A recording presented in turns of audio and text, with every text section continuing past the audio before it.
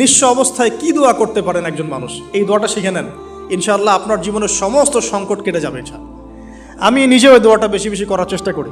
দোয়াটা হচ্ছে, মুসা আলাইহিস সালাম একটা গাছের নিচে হেলান দিয়ে বসলেন, বসে দেখলেন দুইজন মেয়ে দাঁড়িয়ে আছে দূরে, পানি নিতে পারছে না, লোকজন পানি নিয়ে যাচ্ছে, ওরা দাঁড়িয়ে আছে বেচারি। মুসা আলাইহিস সালাম গিয়ে বললেন, কি সমস্যা আপনাদের?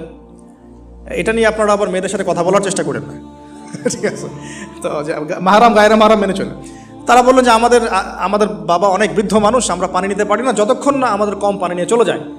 মুসা আলাইহিস সালাম তো একটু বললাম না, ফিজিক্যালি খুব স্ট্রং ছিলেন, থাকে না বডি বিল্ডার, সামনে গিয়ে কথা বলে সরো পানি নিতে দাও, তখন মানুষ একটু মূল্যায়ন করে না। তো মুসা আলাইহিস সালাম এভাবে পানি নিয়ে দিলেন এবং বাছুরদেরকে পানি পান করালেন, করিয়ে গাছের নিচে এসে বসে আছেন।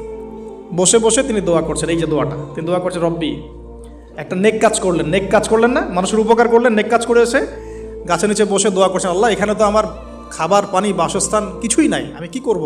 রব্বি ইন্নি লিমা আনজালতা ইলাইয়া মিন খায়রিন ফাকির, রব্বি ইন্নি লিমা আনজালতা ইলাইয়া মিন খায়রিন ফাকির। আবার বলেন, রব্বি ইন্নি লিমা আনজালতা ইলাইয়া মিন খায়রিন ফাকির। অর্থ হচ্ছে, হে আল্লাহ, তুমি তোমার পক্ষ থেকে আমার উপরে যে নেয়ামতগুলো দিবে, আমি এর জন্য ফকির হয়ে বসে আছি। অর্থ বুঝে পড়বেন ভাই, নামাজ রোজা হজ জাকাত যাই করেন আল্লাহর ওয়াস্তে অর্থ বুঝে পড়বেন।